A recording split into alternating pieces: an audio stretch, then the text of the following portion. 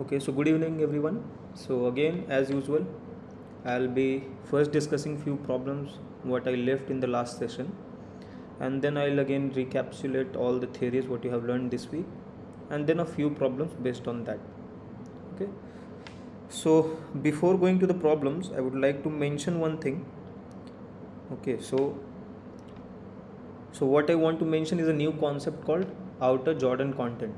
Okay, and this is related to a problem what I discussed in the last session. I'll just introduce what it is. Okay, so so recall the last problem. I mean, this is a problem from the last session. So I told you that suppose you take the set rationals in 0 1. Okay, choose this as your set, and then you choose any cover, but this should be finite. Okay, so this is the main important thing is here that it is finite. It's not any cover, but it's a finite cover. So you choose any cover of this set E, then you saw that the length of these ik's, the intervals what I took, and the summation of those lengths was greater than equal to 1. In fact, I showed you this figure, if you recall it. So I showed you this one 0 1. Let's you choose this as your, so this is your x maybe, and this E is rationals point lying in this interval. So what you can do, since 0 is rational, you want to cover this one. So maybe this, let us say this is I1, this, let's say this is I2, and in this way you are constructing these intervals such that they don't overlap. Okay, and I said that this is the best cover in that sense, that it will have minimum length, right? So I showed you that if you calculate the summation of these ij's, okay, so summation of length, or maybe mu star here is the length of the interval. So this length of ik was equal to, let's say 1 plus, maybe if this point, let us call this point 1 plus epsilon by 2, and this epsilon is in your hand, so you can make it as small as you want, and this is this is, let's say 1 minus epsilon by 2. Okay, so the length, the sum of this length will be nothing but 1 plus epsilon. Now since this epsilon is very small, right, and this k is from 1 to some n, so this is your in. Now if you take supremum over this thing, okay, so, or infimum, so if you take infimum, okay, so I should not write in this way, but what I mean to say is this one, maybe that infimum of this k equal to 1 to n length of ik, such that E is covered by this ik's union of ik 1 to infinity.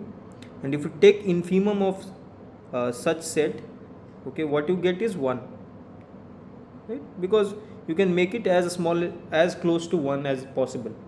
Okay, so the infimum will be 1 for this one. Okay, so now the question is what I was saying you repeatedly last time, that you know that the mu star, you in fact know that the mu star of this set E is 0, right, since it is countable, right? So why this was so? I mean, what is the difference if you try to look at the difference between these two? What is the main difference? Can you tell me? Can you recall the definition of mu star? Can you tell me what was the definition of mu star of any set, let's say A? What was the definition of this Lebesgue outer measure? It was infimum, right? It was something like this: infimum summation mu star of ak, let's say, and such that A is covered by these unions ak, k equal to 1 to infinity, where ak, let's say ak is interval, right? Because in the ring what we started off with was an interval, I mean union of intervals. So let's say ak is interval, so interval maybe. Now what is the difference between these two? It's a summation of mu of ak. Exactly. So you see here the infimum what we are taking is over a large collection, and not, it's actually the cover what we can consider here can be countably infinite. I mean, the cover what we are choosing for the set is countable union of sets from the ring R, whereas in this case the cover what we are choosing, okay, so here the covers are finite, these covers. So we have restricted our set collections over which we can take the infimum. Okay, over here we have the freedom that we can choose countably union of such things. Here we are limited to finite one. So if you consider the same example, okay, so let me draw this again. So let me just explain you how this mu star turns out to be 0. So suppose that rationals are countable. So suppose, okay, it's not possible to enumerate it here, but we know that, okay, so let me not write it on the real line, but what we can say that q intersection 0 1, I can enumerate it. So I can say it is x1 comma x2 and so on, right? Now what you do, for each point x1, consider this one, x1 minus epsilon by, okay, what you can choose is maybe 2 raised to the power, what you can do, epsilon by 2 raised to the power n, okay, maybe I think this would converge, converge to epsilon, the summation would be epsilon, I guess so. Okay, whatever x1, if you choose this type of cover with all the x size, okay, now this is a cover of this one, so right, so this q intersection 0 1 is covered by these unions, right? So n, let's say, so let me make it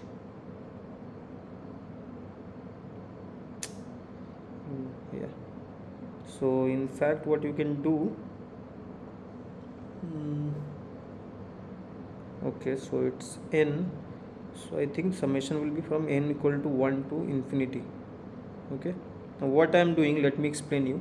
So suppose this is x1, x1 is lying in some point, in 0 1, it is actually 0 in this case. So what we are doing, we are choosing a very small neighborhood. Okay, so this is determined by this epsilon.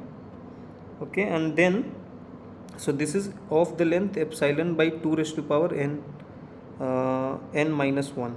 So maybe I should take n plus 1. Okay, whatever it is, I am not writing it precisely, but this would be the length of each of the intervals, right? This would be the length. Now when you sum this length, epsilon by 2 raised to the power n equal to 1 to infinity, if you do that, you will get epsilon, right? Because summation 1 by wait, I think it should be n from 0, maybe.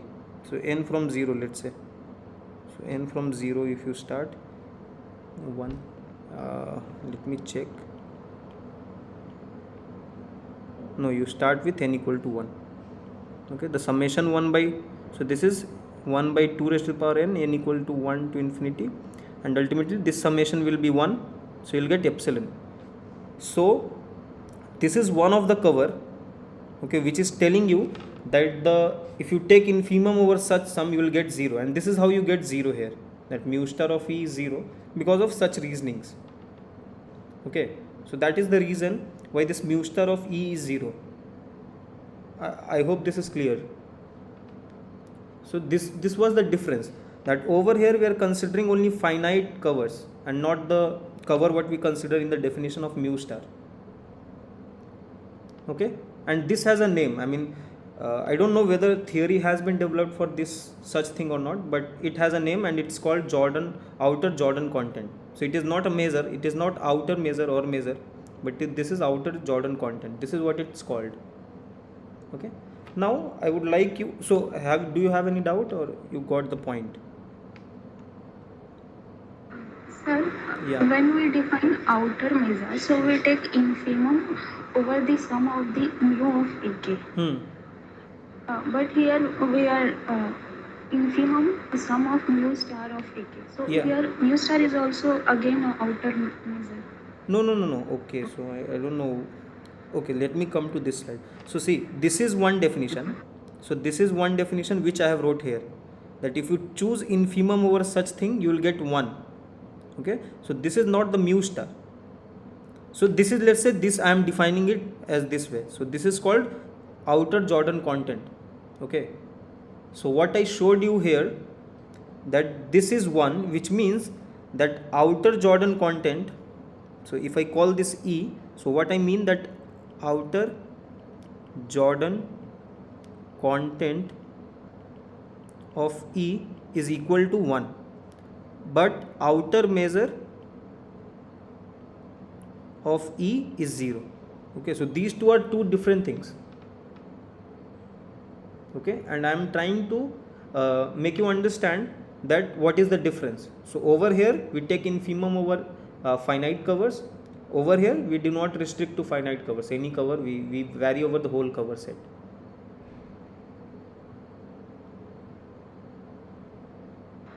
Okay, sir. Okay, so see, this is the reason why when you start definition of outer measure, you chose this as your definition.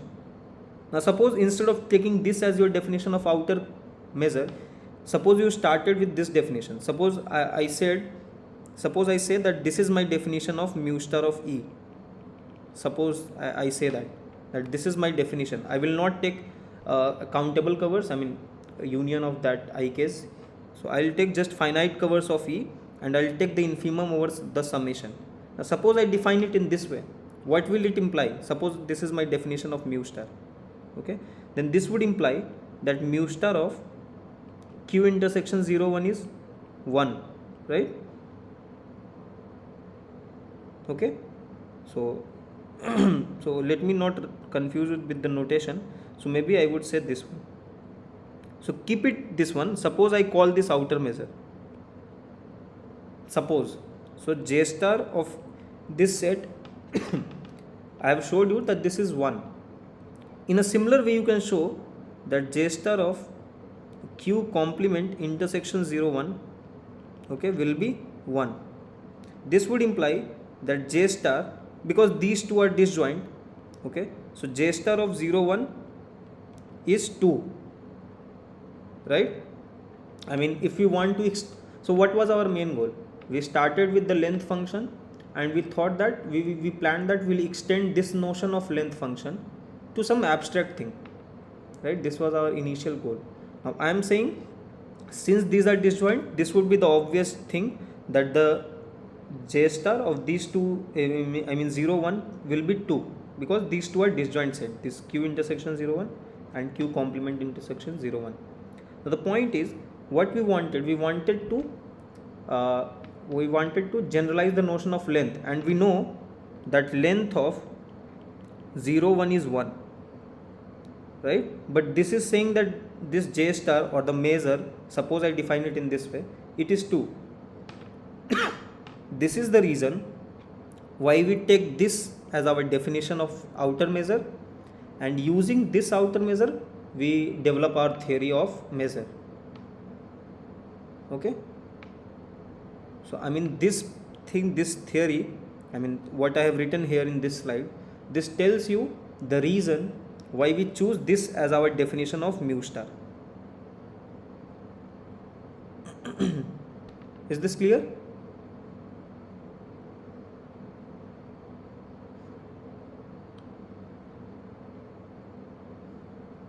Tell me if you have any doubt.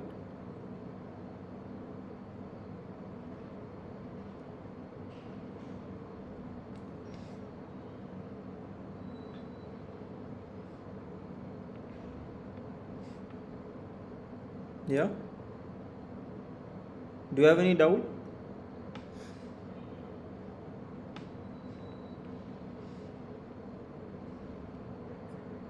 Can you explain the reason once more?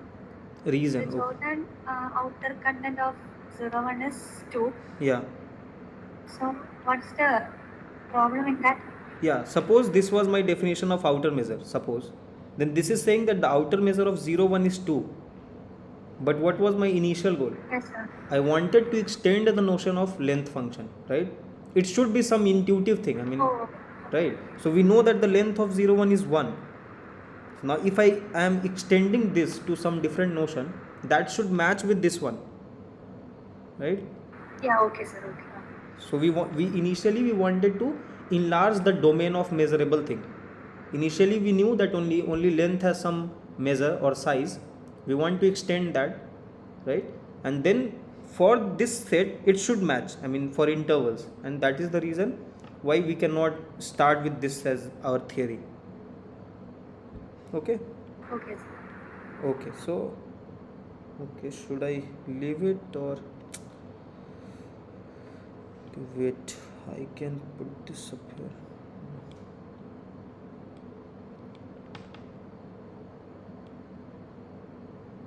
Okay, maybe I should leave it here. Okay, so this was all about this outer content thing.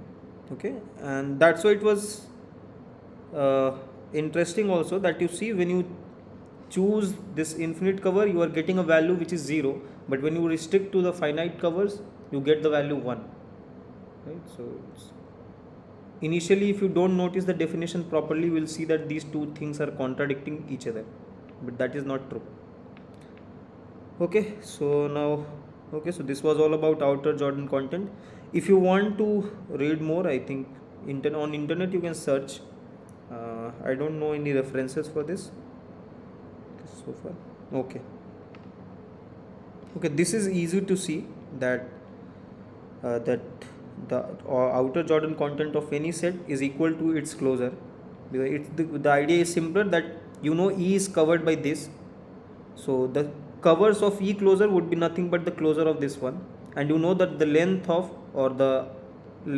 IK is equal to the length of IK closure, right? The length does not change, right? So this is the main reason why these two are matches. Okay, so maybe I can put it here.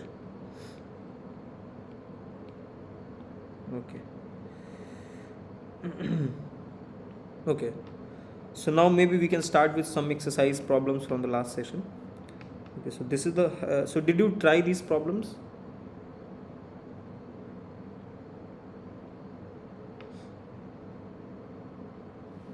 Okay.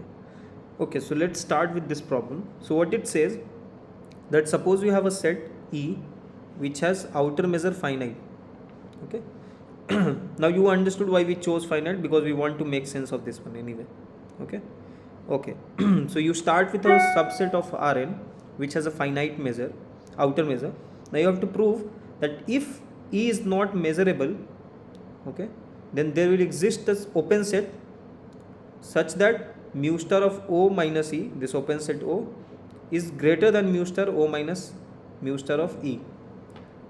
Okay, so first recall this thing. You already know that if E is measurable, then you know that it can be approximated from outside. So this implies there exists, so for epsilon greater than 0, there exists an open set. So actually these are equivalent. Open set O such that mu star of, okay, open set O such that E is contained in O and mu star of O minus E is less than epsilon, right? This you already know. So this was the theorem which actually characterizes gives an equivalent criteria for checking measurability of some set, right? So this is what we call outer regular property, okay, for measure. So if E is measurable, we know that mu of O minus E is less than epsilon and not mu star. Okay, so suppose I want to state in this way. So if I want to write just one way, I can write mu, but since I have this way also, I will have to write mu star, right? Because initially we don't know whether E is measurable or not. We know O is open set, so it's a Borel set, and hence it's Lebesgue measurable. So to make sense of this, okay, when E is not measurable, you have to write mu star. But if you want to state in one way that E is measurable, then you can remove this star from here, right? I hope this is clear. This is quite obvious, but I don't know whether you noticed this or not. Okay. Okay, so this is about measurability. Now what it's saying, that you have to prove that if E is not measurable, okay, then you have to prove that such thing cannot be possible, right? That the outer measure of the difference will be greater than this one. Okay. Okay, so I will be using this one to prove this. So we will prove by contradiction. Okay, so suppose, so what you have to prove, there exist. So what is the negation of there exist? that for all open set this should not be true. Okay, so let me write, I am proving it by contradiction. Proof by contradiction.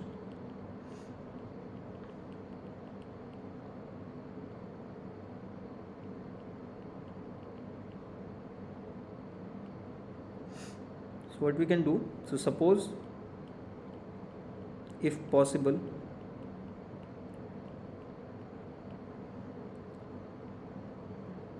mu star of O minus E is less than equal to mu star of O minus mu star of E. So since there exists, so now I'll write for all open sets O containing E. So O such that E is contained in O. Right? So this is, I assumed what I want to prove, I assumed just negation of that. Okay, and then I'll arrive at some thing which is wrong. Okay, so suppose if possible that this is true, right? Now this would imply that, so okay, so let me start with this one. So you recall the definition of mu star. What was the definition of mu star? That mu star of any set this is infimum of mu star of O. Actually this is not definition, but this is something what you prove, that it's sufficient to just consider the open set E subset of O such that O is open. Okay, so this is another equivalent definition you consider open, right? So this is this is what the definition, or not definition, but you know something like this. Okay, now it's given to you that mu star of E is finite. Okay, so this is known that this is finite. Okay, so now we'll use the definition of infimum. So what does in definition of infimum says? That for any epsilon greater than 0 there exists an open set O, maybe let us denote by O epsilon. Okay, so containing E such that E is contained in O epsilon. Okay, so O such that mu star of this O epsilon is less than mu star of E plus epsilon, right? Okay, so this is this. Now this means that since mu star of E is fine, so this I have just used the definition of infimum and nothing else. Okay, now this implies mu star of O epsilon minus mu star of E. So I am able to do this because mu star of E is finite. So I can take it on the left hand side. This implies this is less than epsilon. This implies mu star of O epsilon minus E is less than epsilon. Why? This is the excision property, right? By excision property. I think I stated this one in the very first session. So this is excision property of outer measure. So let me recall you that. So what this means, that if E is measurable and suppose E is contained in some set F, then mu, and this should be finite also. Okay, so E is measurable and mu star of E is finite. Okay, and E, then mu star of F minus E is equal to mu star of F minus mu star of E.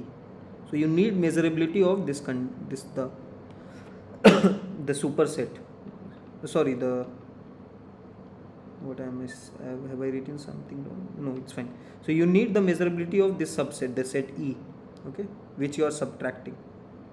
Okay. So I have used this one now.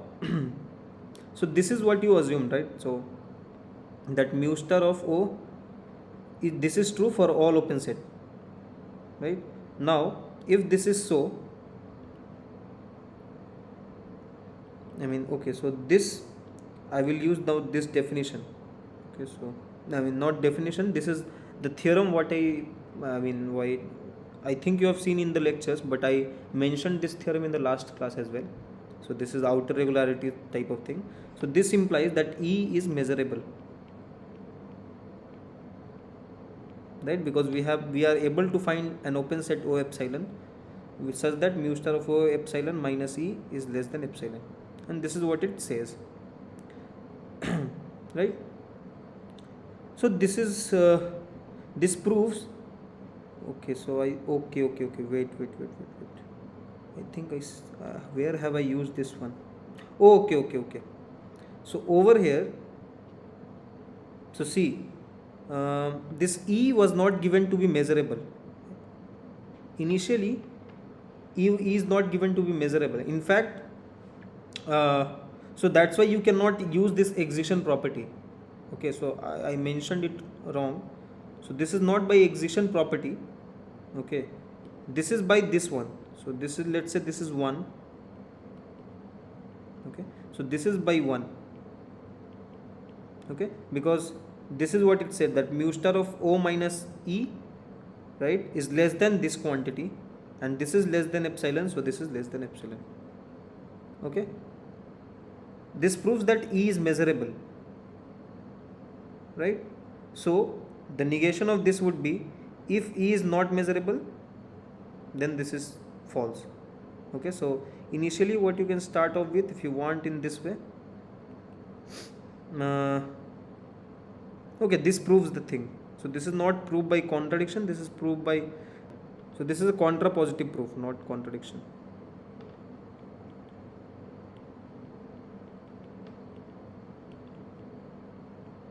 Yeah, so this is what, if you, I don't think I would be able to show you completely, but what we have proved, that suppose this is, the other way around is true, then we proved that E is measurable, right? So this is equivalent to, so this proves, hence E measurable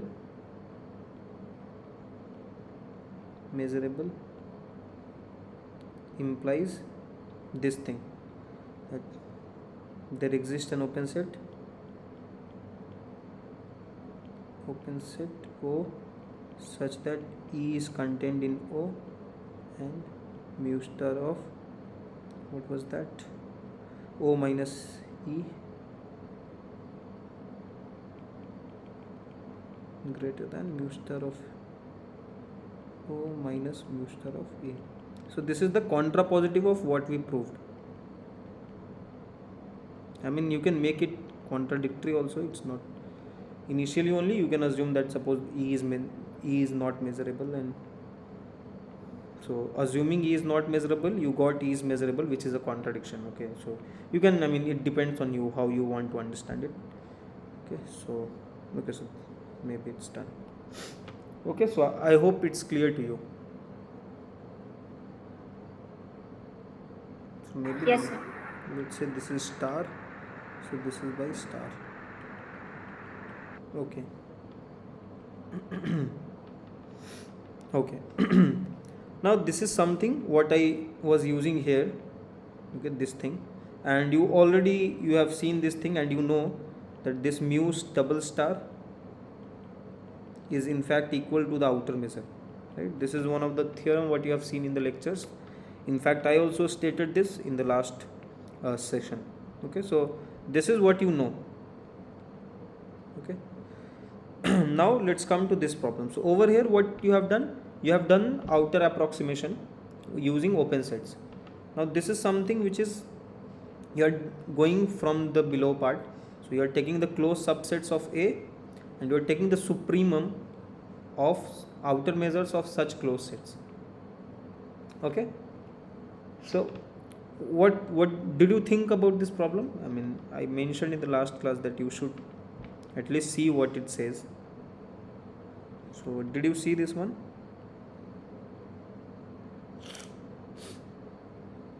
Okay, so if not, then, so see, looking at this one, we know that mu star, the outer measure, for the measurability thing, we know we have we have outer approximation. Similarly, we have inner approximation using closed sets. So intuitively it feels that this mu triple star, so this is maybe feeling says that mu triple star is nothing but mu star. It seems to be that.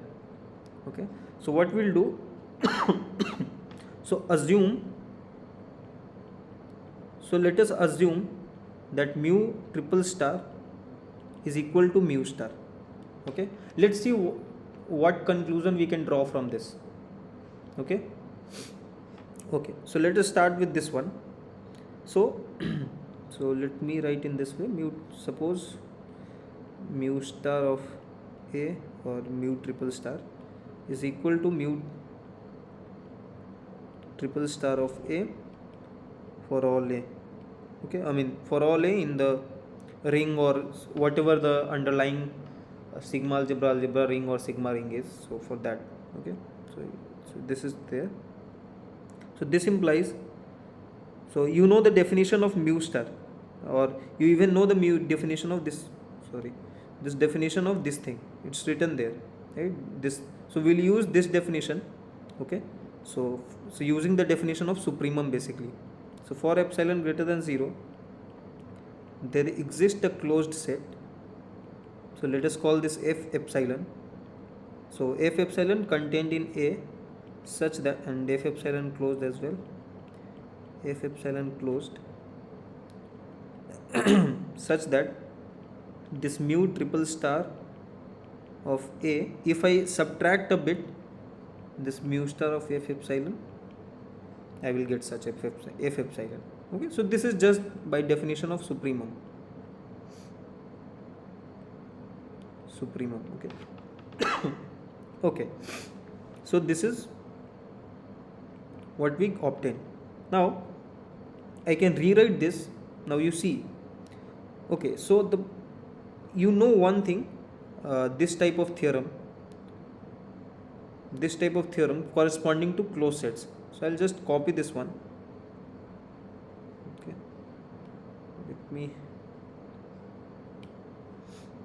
let me mention it here. Okay. So if and only for all epsilon there exists a closed set,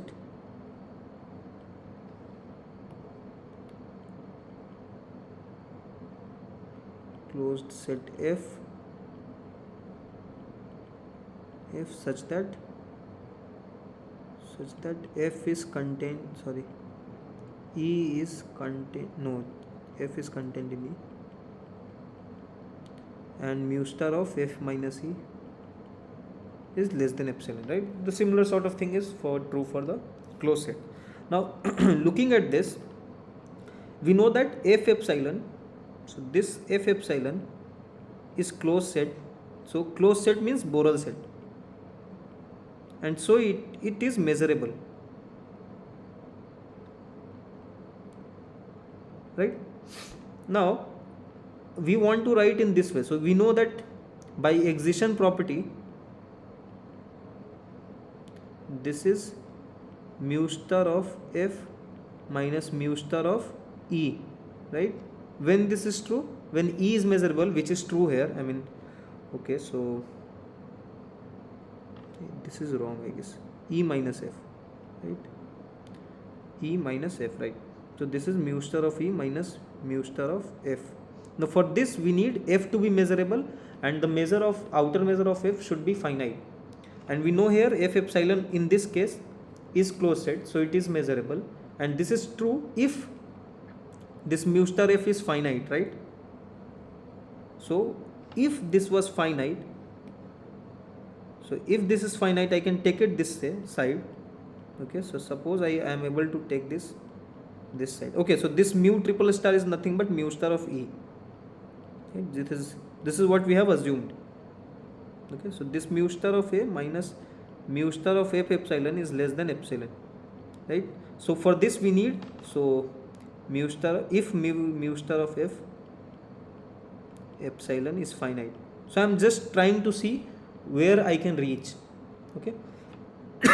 Okay, so this is there, and by excitation property, I know mu star of A minus f epsilon is less than epsilon. This is by excitation property.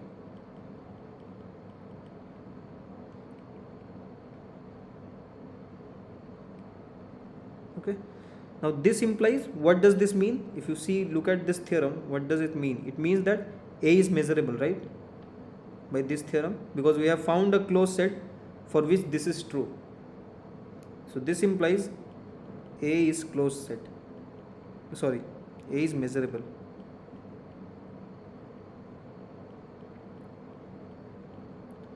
Right? Now what it means, that if you start with this thing, then you conclude that A is measurable. Okay? Now let us try to prove it other way around. That suppose A is measurable, then is this true? Okay, so my next question is, okay, so my next question is, so okay, there is one assumption over here.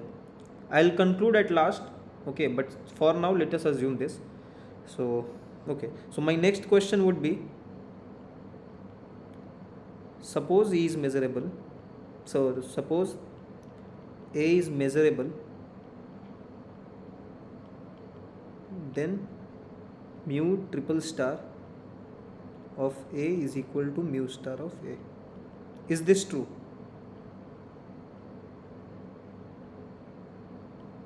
So this is my question. Okay, and here this is one assumption is there. Okay, so I'll make it clear at the last moment. Okay, so let us try to prove it this way around. Okay, so let us see this one. So I can write it in this way, maybe. Okay, let me write it as a question. Okay, so let us try to find the answer to this.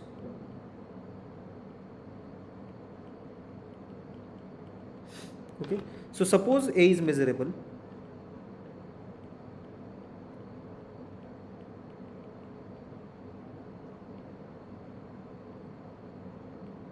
Okay, now by this theorem, what you know, that there exists a closed set for which this is true for each epsilon.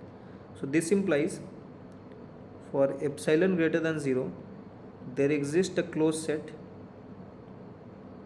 f epsilon, which is obviously, so this is contained in this A, okay, such that mu star, so mu star of this A minus f epsilon, okay, this is less than epsilon, right? This is just by this theorem what I have stated here, right? The equivalent criteria for measurability. So this is what we have. Okay, now suppose we know that mu star of f epsilon, that f epsilon is a closed set, so it is a Borel set and hence it is measurable. So by excision property, I can write this as mu star of A minus mu star of f epsilon less than this epsilon if mu star of f epsilon is finite. Okay, okay, now this, so again I will make it clear that I'll have to put some condition to make this true. Okay, so that I'll put, because see, f epsilon is something which is coming in between the proof, it is not initially given to you. Okay, so that's why I'll have to put some condition on A, because A is something which is given to you. So at last I will conclude something that, okay, what we can put over there. Okay, so if this thing is if mu star of f epsilon is finite, then we can write it in this form. Now from here, this says that mu star of A is less than mu star of f epsilon plus epsilon, right? So what does it say? If you compare with the definition of mu triple star, what does it say? This says that it is supremum of outer measure of closed sets which is contained in A, right? And this is saying that mu star of A is very close to this outer measure. Okay, so over here, if you see, this is outer measure of f, where f is contained in A. The same thing is here. So here you are getting, for each epsilon you are getting f epsilon, which satisfies this property. Now epsilon you can make it as small as possible, like it depends totally on you. So okay, so by definition of this thing, this mu triple star, so only here only you can conclude. So see, this is supremum over all such sets. So if you take any set f, closed set, which is containing A, okay, and f is closed, you can say that this is less than equal to mu triple star of A, right? Because this is the supremum. So I can say that. So using this one, you can conclude here that this is mu triple star of A plus epsilon. Okay. Now, now this implies simply that mu star of A, just because you can make epsilon as small as possible, less than equal to mu triple star of A, since epsilon is arbitrary, right? So you can make this mu star less than equal to mu triple star of A. Or conversely, so what you can say also, you know that mu star of F, okay, for any closed set which is contained in A. So you see this F epsilon was something which is contained in A and F epsilon was closed. So for any closed set F which is contained in A, okay, we have mu star of F is less than equal to mu star of A, right? Now we take supremum over such sets. So taking supremum over such sets F, we get mu triple star of A less than equal to mu star of A, right? And concluding by 1 and 2 maybe. So have I mentioned 1 or 2? So maybe this would be okay. I haven't mentioned anyway. So let us say this is 1, this is 2. So by 1 and 2, what you get is this mu triple star of A is equal to mu star of A. When is this true? So my assumption was when A is measurable. So this question is, answer to this question is yes. Now there was something which I used in both the cases. I mean, when I was proving it in forward direction and in the backward direction, I used the condition that mu star of F epsilon is finite. Now to make this finite, now you notice here that F epsilon is something which is contained in A, and F epsilon is something which is coming in between the proof. So we cannot put any condition of mu star of F. So I'll have to put some condition on A so that mu star of F epsilon should be finite. So what could be the what condition we can put on A? So if we assume that A is the outer measure of A is finite, then that is good enough. Okay. So from here, let us write that case 1, when mu star of A is finite. Okay. So what I have proved so far, that if mu star of A is finite, then okay, so let me write the conclusion. Conclusion is that if mu star of A is finite, then mu triple star of A is equal to mu star of A if and only if A is measurable, right? This is what I proved here. So what I'll repeat it.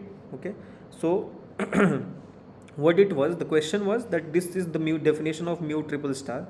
Now our goal was to tell the relation between this mu star and mu triple star.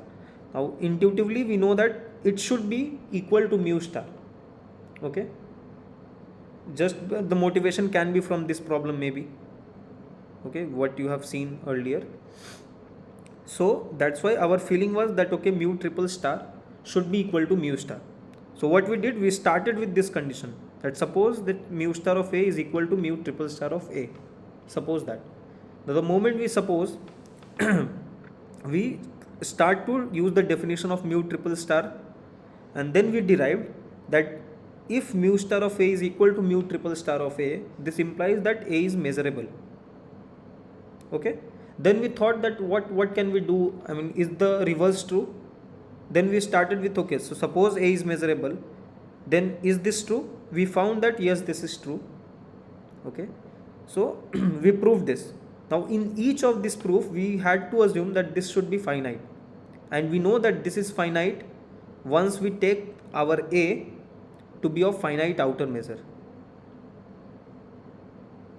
Okay, so this is how we can prove this one. Now this is the case when this mu star of A is finite. Okay, the in general what you can prove. Okay, so this is case 2.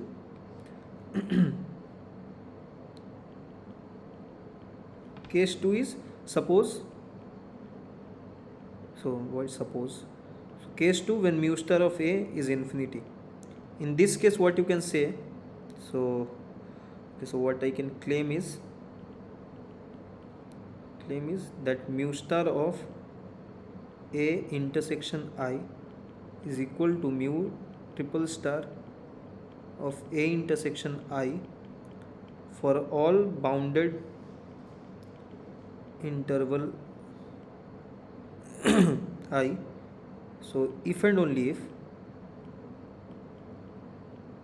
A is measurable. Okay, and this can be easily deduced by the first case. So what it says, suppose that mu star of A is not finite, then you can say that these two things, mu star and mu triple star, will match on A intersection I if A is measurable. Okay, this is what you can say at most. Okay, so now let us try to prove this. Okay, so mu star, you know this one is equal to mu triple star A intersection I if and only if A intersection I is measurable, right, by case 1. Because you know that why this is true? I mean, since mu star of A intersection I is less than equal to mu star of I, and you know that this is finite because I is bounded. Okay, so we can say that these two matches if and only if A intersection I is measurable. Okay, now can you prove that this implies this is true if and only if A is measurable?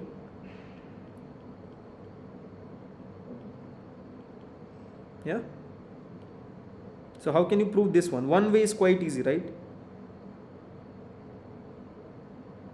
One way is quite easy.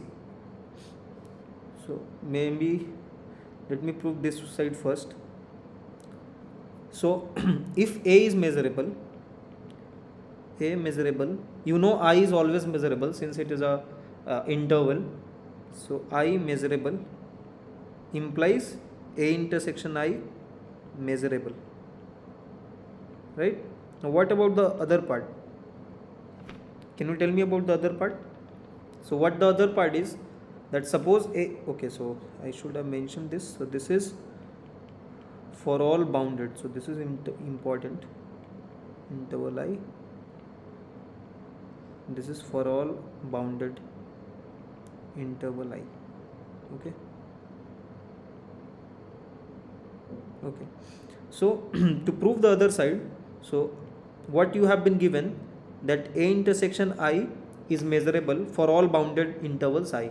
In particular, choose of this sort. So A intersection IN is measurable for all n.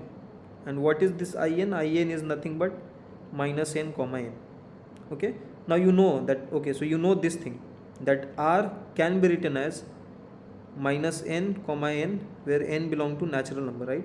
Now if you take intersection with A, so if you intersect with A, what you get is A equal to, so let me write this IN, so union of IN, so A intersection R is A intersection R, and this is nothing but union of A intersection IN, right? So I can write A as union of A intersection IN, n belonging to natural number, and you know that each of these is measurable, so the countable union of measurable set is measurable. So this whole A is measurable, right? Is this clear to you? Okay, so whole conclusion can be written as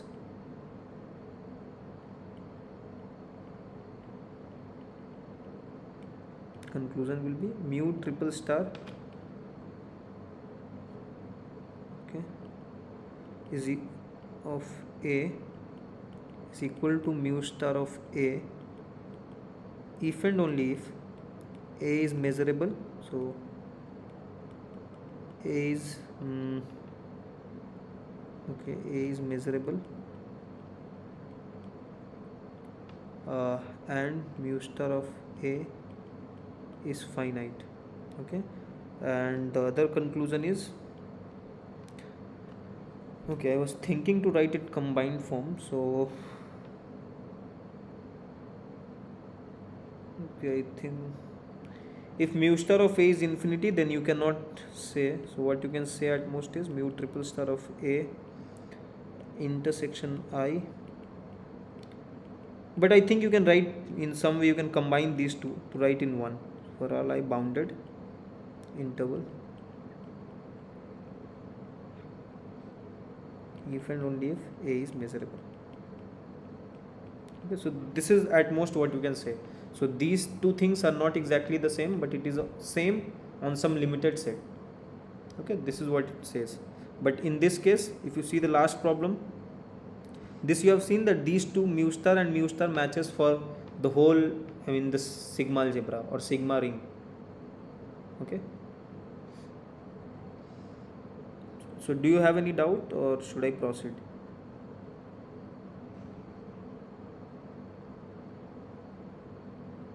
Is there any doubt?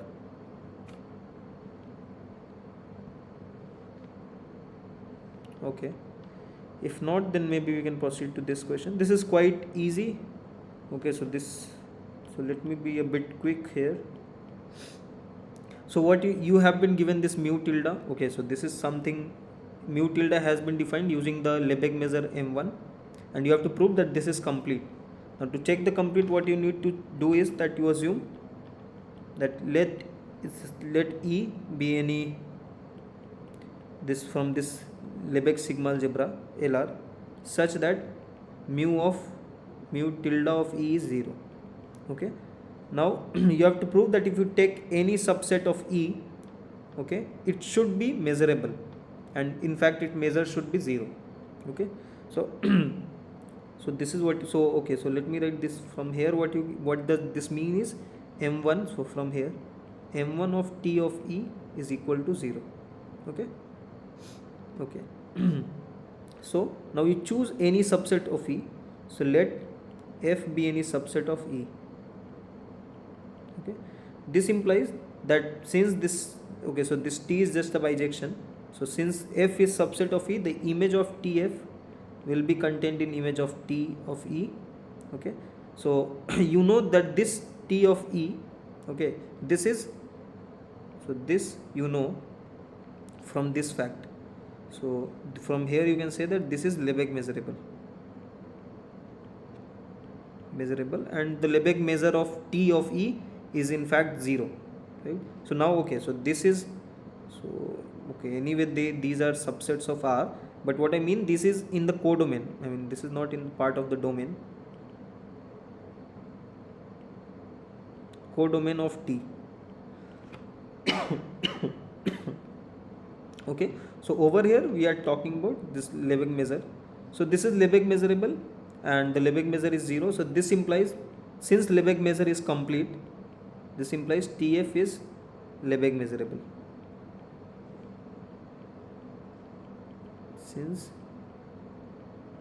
Lebesgue measure is complete. Okay, now and you can in fact show that M1 of T of F is 0, right? I mean just by the completeness. So this implies that if I want to write F, so F is T inverse of T of F, right? Because since T is bijective, I can write it in this way using inverse and the map T. So you see this T and T inverse, it's given that it maps Lebesgue measurable sets on the Lebesgue measurable set. So this is Lebesgue measurable,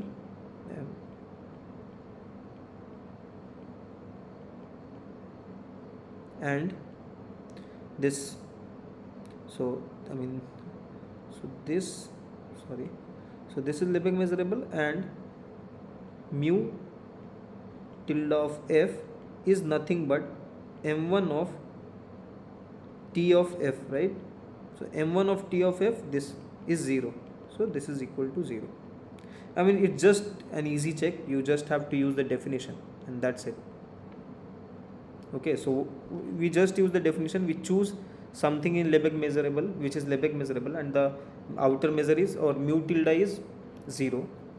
We choose any subset f of E, okay, and then we try to show that this f should be measurable. And for proving that, we just use the things what were given to us, right? That's it. Okay, so I hope this is clear. Yeah, is this fine? Okay. If this is fine, then let's proceed to the theory part, what you saw this week. Okay, so before starting theory, so if you recall, like what I said in the very first session, so our main goal was to generalize the notion of Riemann integration, right? I mean, to motivate the theory what we are going to study, I said you that we want to generalize the notion of integration, right? So we knew some example which has some meaning of integration. We should have some meaning in of integration of that function, but we know that it is not Riemann integrable. Okay, so we thought that okay, we can extend this notion. So if you recall the way I introduced that, okay, how we can generalize this. So I said that instead of partitioning the domain of the function, we can partition the range of the function, right? So this, let me show you again maybe. So suppose this was my function, okay, maybe something this.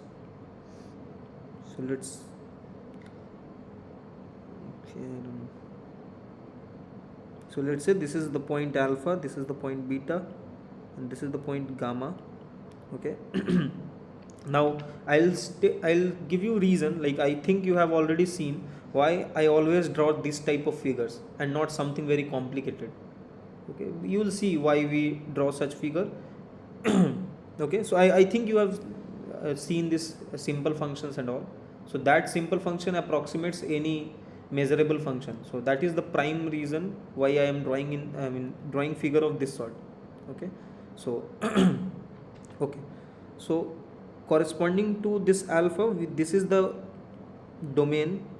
Okay, so this combination of these two domain is what I will call E alpha, or okay, and this is the place where the function is taking the value beta. So this is my E beta. Okay, and this is the place where the function is taking value gamma. So this is my gamma, E gamma. Okay, so so I mentioned that so let's say this is my function f. So I said you that the integration of f will be nothing but alpha times size of E alpha. Okay, size of, so now I can say measure. Okay, so we have introduced the notion of measure, so I will say measure of, so for Lebesgue integration, so let's say this is Lebesgue integration over some domain D. Okay, so whatever the domain of function is, so alpha times measure of E alpha, so m1 of E alpha, plus beta times measure of E beta plus gamma time measure of E gamma. Okay, so now why I am saying this all, so first see what is this E alpha. E alpha is the point x belonging the domain D such that f of x is alpha. So this is nothing but I can write f inverse of alpha, right? Now I am writing that m1 of E alpha, so that is m1 of f inverse of alpha, right? So I have written m1 of f inverse of alpha. Now to talk about m1 of f inverse of alpha, first what I need to make sure, so first thing what I need to make sure of this thing, that f inverse of alpha should be measurable. right? If it is measurable, then only we can talk about m1 of this thing, right? So this this actually restricts our set f. I mean, you cannot integrate any function f, but you can integrate the functions such that if you take the range element from the, I mean, if you take any, what do I say, any point from the range or any interval from the range, its inverse image should be measurable, right? This is what, this sort of restriction is what it puts on the function f, that if you want to measure the integration, or if you want to calculate the integration of f, more precisely if you want to calculate the Lebesgue integration of f, the sets f inverse alpha should be Lebesgue measurable, right? And this is the reason why you define this measurable function in this way. Okay, so a function f is said to be measurable. Okay, so this is extended real line, so the function can take value infinity as well as minus infinity. So this function f from x to, so x, okay, so let me make you, I mean, introduce you to this notation. So xs is measurable space, that this is x is some set, and S is sigma algebra of subsets of x. So you can think S is subset of power set of x. Okay, so this thing we called measurable space, and when you put some measure on it, it is called measure space. Okay, so this is measurable space and measure space. These are the two things. Now, okay, just a second. Yeah, so now a function f is said to be so defined from x to r union plus minus infinity is said to be measurable if the inverse image of these sets belong to the sigma algebra of x, I mean, with which we are working with, right? So if so this is real valued, that's why we are taking intervals of this sort, you know. So these sets are nothing but the Borel sets, right? I mean, the basic form of the Borel sets. So if you remember how we introduced this Lebesgue measure, initially we take the collection of this type of interval AB. So I said you can even take this type of interval AB, okay, right? And then you started from here, you formulated the ring, which was finite union of this AI BI I equal to 1 to n, and from there you define this H of R, and then you proceeded further. So this is how you defined, I mean, you came to the notion of Lebesgue measure and all this thing, Lebesgue outer measure. So that is why these are the basic sets what you can think of at this moment. So that's why we are dealing with these basic sets. In fact, these are the Borel sets. So you will see some theorems in the next slide maybe where you can actually remove these sets. I mean, you don't need to deal with just this set, you can enlarge this set as well, and this is quite obvious also from the, you will see these things. So what I was saying, so this is how we define the measurable set. Now when the function is measurable, then we can go for the notion of integration, and this definition, the motivation of this definition is this one, that we want to make sure that these type of things should be measurable. Okay, so this is the motivation, because we want to extend it extend the notion of integration. That's why we first want to figure out what functions can be integrated. Okay, now you already know that any continuous function is Riemann integrable, right? So any continuous function should be this measurable function, right? Because we want to extend, so we want to extend this notion of Riemann integration to Lebesgue integration. We know continuous functions are Riemann integrable, then it should be the case that if you take any continuous function, it should be Lebesgue integrable. Now before going to the notion of Lebesgue integration, we should make sure that this function f is Lebesgue measurable. Okay, so let me introduce the notion of Lebesgue measurable functions. So this is the general notion of measurable function when you have any x and any given sigma algebra S. So for function to be Borel measurable, this x should be Rn and this sigma algebra should be Borel sigma algebra. For Lebesgue measurable, the x should be Rn, I mean the function, so this is the function x to R, or maybe R bar. So R bar is nothing but R union plus minus infinity. Okay, so this is the function. Now if this x is R or Rn, then we can say, if it is with Borel sigma algebra, then I'll say the function f, I mean Borel. So if this set, this type of set belong to Br or Brn, then we say it is Borel measurable. If it belongs to L of Rn, we say it is Lebesgue measurable. Okay, so is this clear till here, these notions of measurability?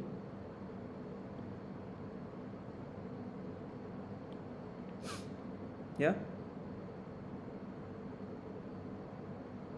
okay.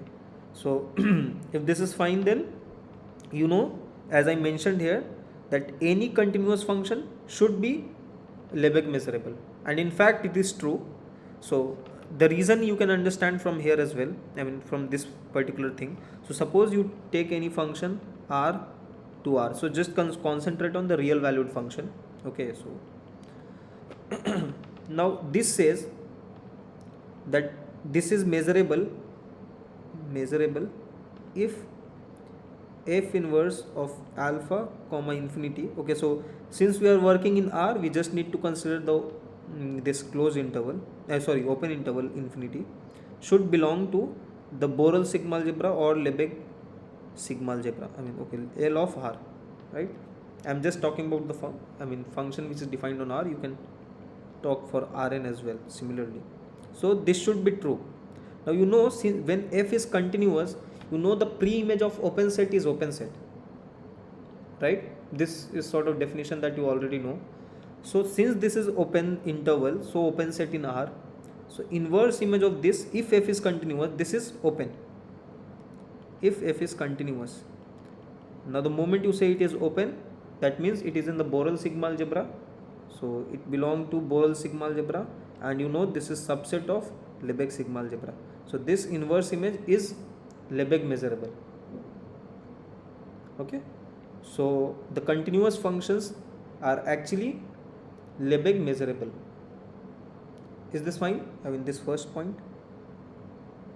Maybe you can tell me if you have some query. Okay.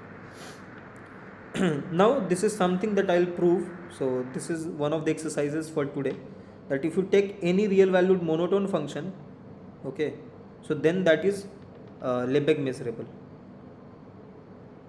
Okay, so any real valued monotone function is Lebesgue measurable or Borel measurable. Okay, this I will show. And this is saying that any character, so you know that this characteristic function, so let me write it somewhere.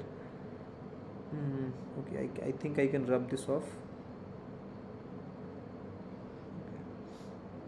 So this is for the C point. I'm saying that this characteristic function of x is 1 if x belong to A, and this is 0 if x belong to this, x does not belong to A. Now if you try to take f inverse of alpha comma infinity, you can see that it will be either phi or A or x depending on alpha. Okay, so I am not mentioning all these things, as you have already seen, I guess. So depending on alpha. Okay, so this should be measurable. You know this phi is always measurable, x is always in the sigma algebra, so it's measurable. So for this function to be measurable, you need to make sure that this A is measurable. So this is what it says, that such function, characteristic function, is measurable if and only if A is in the sigma algebra S. Okay. Okay. Okay, so now I'll state few properties of measurable function. So again, this is the general measure space what we'll be talking about. So you know, suppose f and g are real valued measurable function. Okay, so why I'm taking real valued, you can in fact take to r bar as well. I mean, instead of taking r valued, you can take r bar valued as well, but you have to just make sure that f minus g thing should not come, I mean infinity minus infinity thing. So if you ignore that thing, then obviously all these things theory will follow up. Okay, so when f and g are measurable, the linear combination of f and g is measurable, that is alpha times f plus beta times g, where alpha and beta are in real line, r. Okay, so this is measurable. The product of two measurable function is measurable. Even the modulus of measurable function is measurable. Maximum of two measurable function or minimum of two measurable function is again measurable. In particular, this f plus and f minus are measurable. Okay, so have you understood this f plus and f minus so far? Do you understand what this says?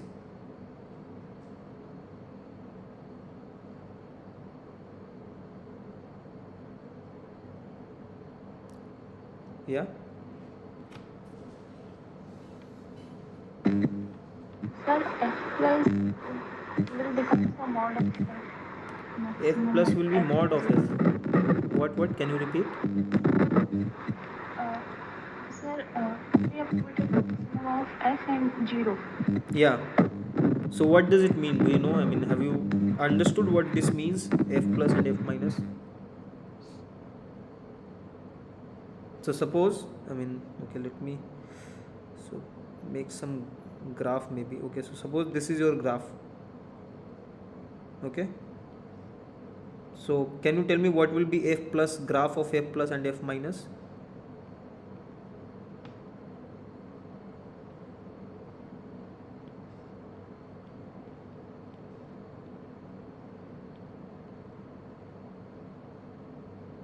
Can you tell me?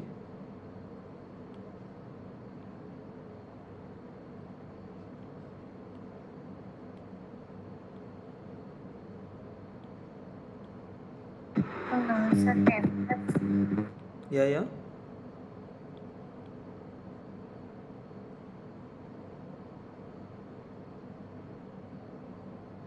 Tell what you are saying.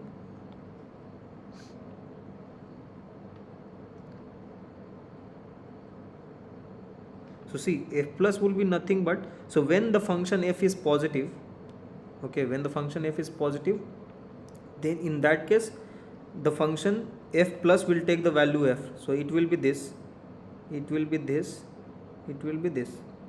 And when the function is negative, so when you take the maximum of f and 0, it will be 0, right? So this will be the graph for f plus. So f plus is equal to f when f is positive, greater than 0, otherwise it is 0. Okay, and what will be the graph of minus f?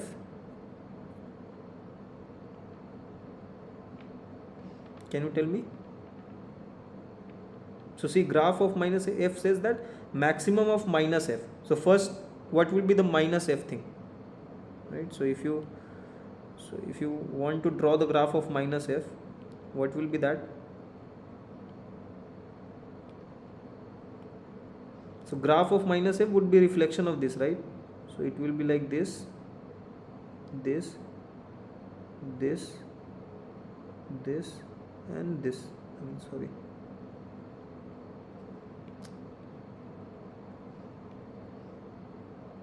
And this, right? So this is minus f. So in similar way, f minus will be nothing but,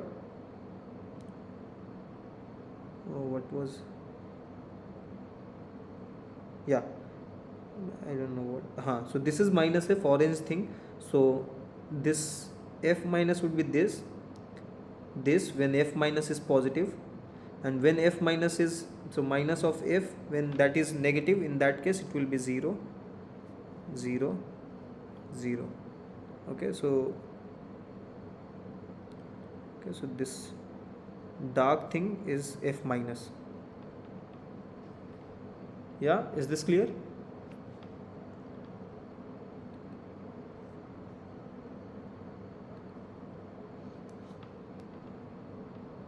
Yes, sir.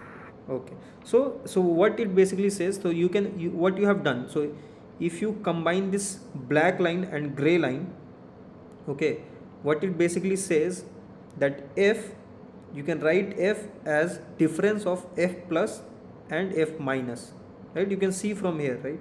So this is my f plus, and if you do negative of this, so so it will come down. So this green line and this gray line, right? So let me use some different color maybe. So yeah, so this this this this this uh, this this this is minus f, so minus of f minus. Okay, so if you add this up, f plus and f minus, what you get is f. Okay, and modulus of f is nothing but f plus and then you add plus f minus, because when you take modulus everything is positive. So this lower graph will come upwards, and which is this gray line is showing. Okay, so okay, so this is all about this f, so f plus and f minus. So what we are doing basically, we are just trying to break the function f in two parts, and each of the part, this f plus is always greater than equal to 0 and f minus is always greater than equal to 0. So we are breaking the function in two part, and each of the part is greater than equal to 0, non-negative. Okay, so that is the only advantage or use what you will see. So each of the part is non-negative, that's it. Okay, so in particular these f plus and f minus is also measurable. Okay, so so what you have seen already, that suppose you have a sequence of measurable function, then if you take supremum of such thing for each of the point, so if you define the function gx, this is definition. So if you take gx as supremum of f and x, then g is measurable, h is measurable. Okay, so supremum of sequence of function is also a measurable function, so and infimum as well. Okay, and in fact if you have a function, measurable function sequence, such that f in x converges to fx for all x. Okay, this you should note this one, that it is converging for all x, then the limit is also measurable. Okay, if it does not converge to for all x, you will see a notion called almost everywhere. I think you have already seen. In that case you can see that there is an example where the sequence of function converges almost everywhere to a function, and that function is not measurable. Okay, so this is true when it is converging for all x.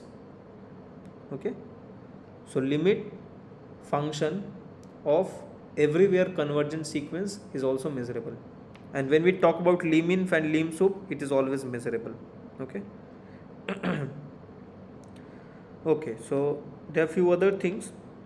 So what you have seen in the definition, that you only take open intervals, alpha comma infinity. So I should have said one more thing. So instead of this as your definition, okay, I wrote it but I didn't say. So instead of taking this in your definition, you could have also chosen this one, this one, this one. The reason being same. So if you remember the R what we started off, we saw that it is generated by A, B or A, B, this.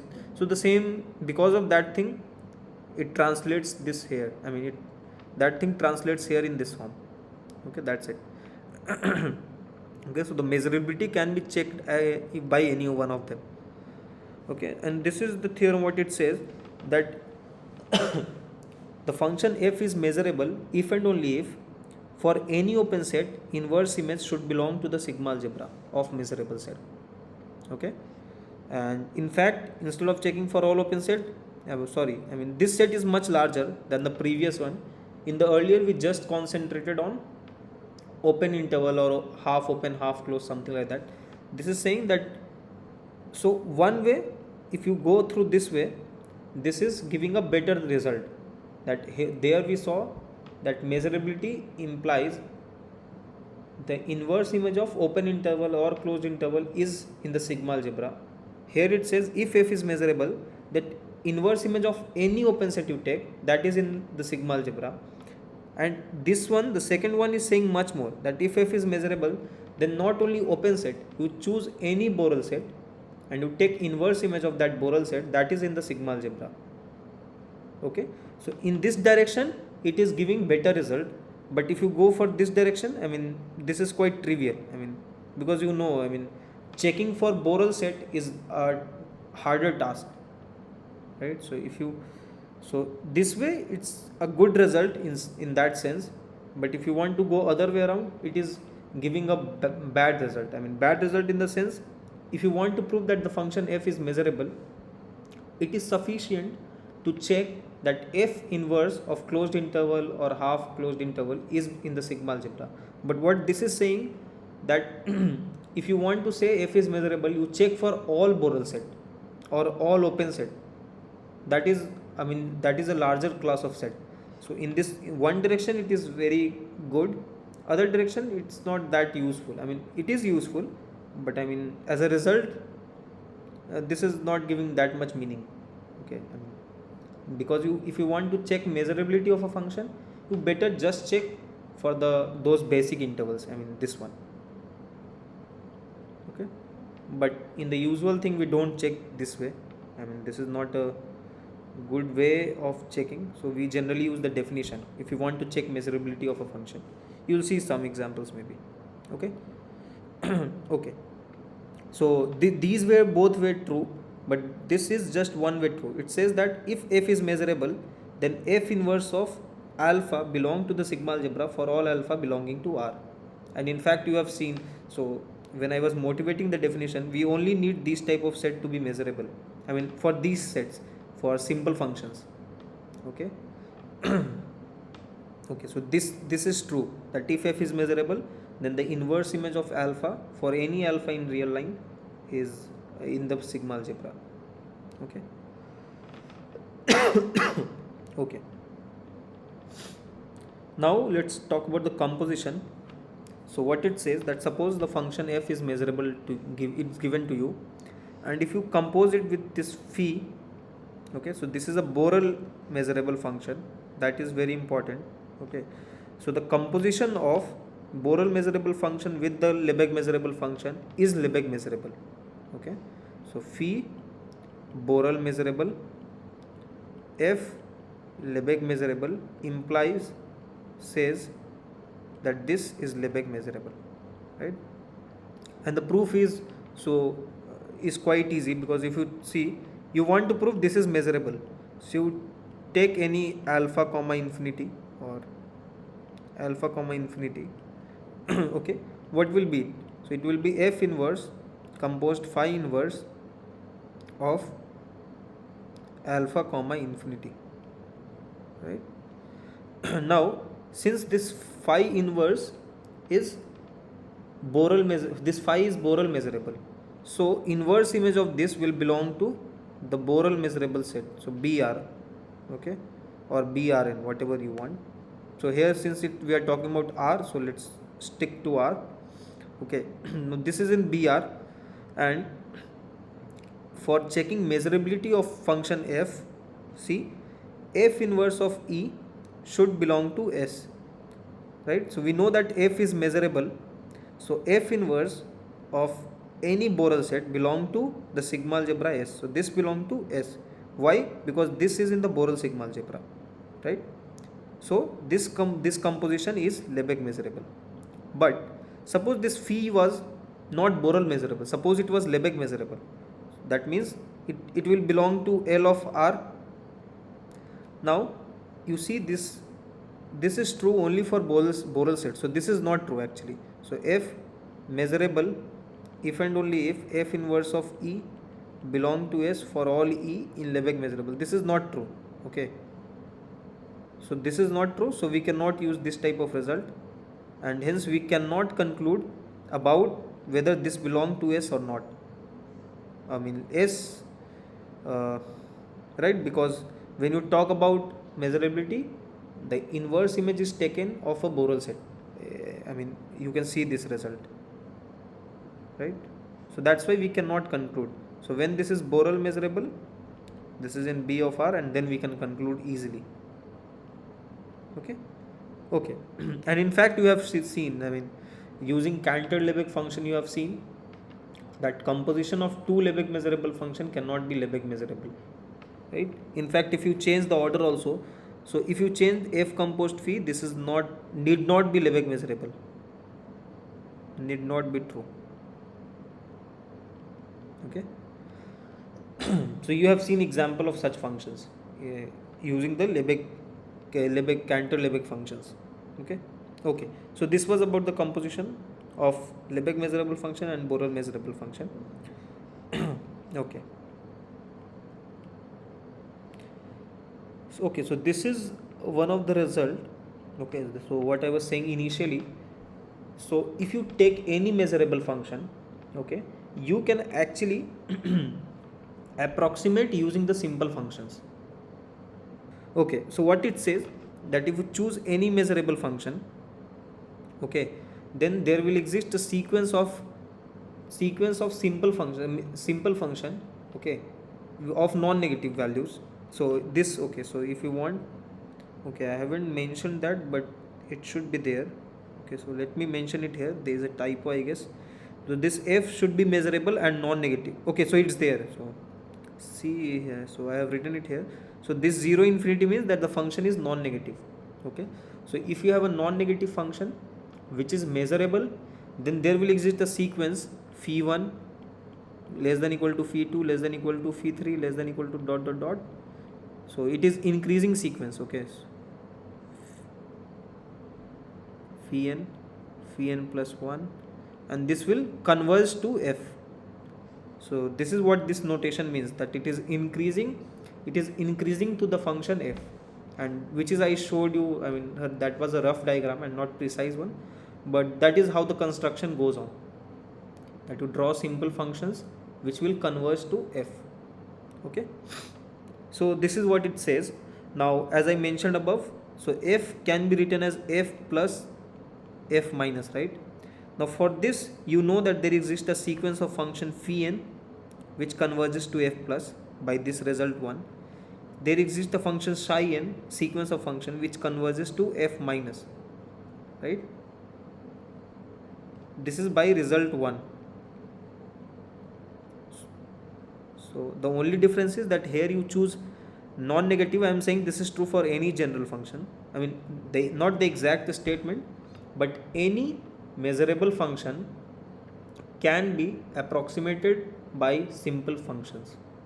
Okay, what you saw in the first result, that if function is non-negative, then I can approximate by simple function, and you can say much more. You cannot just approximate in any manner, but you can approximate in an increasing fashion.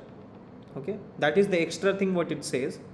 But for general measurable function, it says that you can approximate it using simple functions. And how you can do that? So you know that function f can be broken in two parts, f plus, f minus.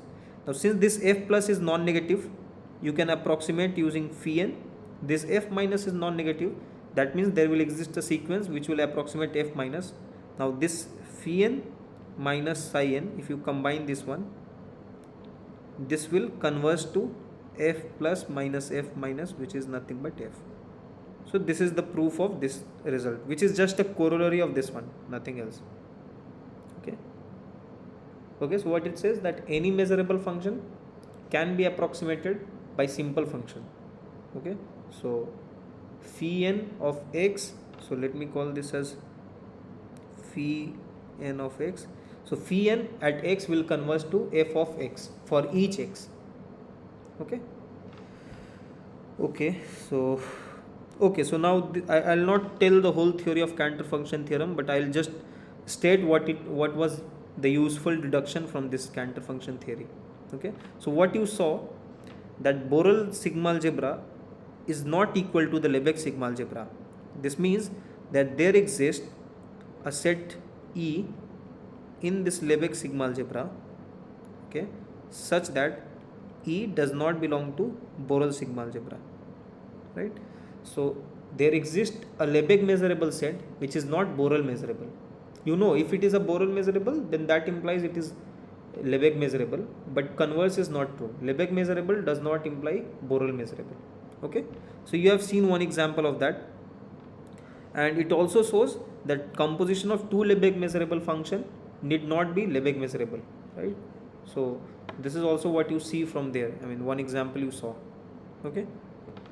Okay, so now I'll just brief about the notions of this almost everywhere thing, and then convergence theorems. Okay, so by almost everywhere, it just means that something is true on a set and something is false on a set which is of measure 0. So if I says P is true almost everywhere, this means P is false on E such that, and on a set E, on a measurable set E, and measure of E is 0.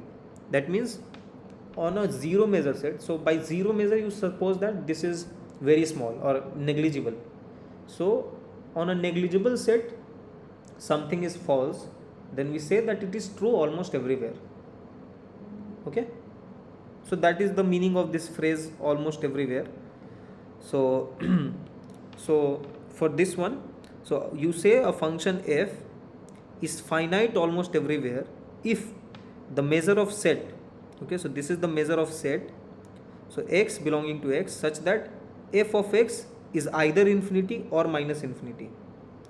Okay, so the set where the function is taking the value infinity or minus infinity is negligible, so the measure of that set is 0. Okay, so almost on all the points the function is finite. Okay, finite means it is taking some real value and not this plus minus infinity. And then we say that, okay, so first thing is that this should be meaningful, right? This measure of this should be meaningful, and this is in fact meaningful just because it is measurable. Okay, the function is measurable, so this set is measurable, and so we can talk about measure of this set. Okay, similarly, if you take two function f and g, then f and g are said to be almost everywhere, almost everywhere equal if the points where they are not equal is of measure 0. Okay, so the point where these functions are not equal is 0. Okay, so that is the main what I said initially, that some statement is true almost everywhere means that the set where it is false is of negligible size, that is its measure is 0. Okay,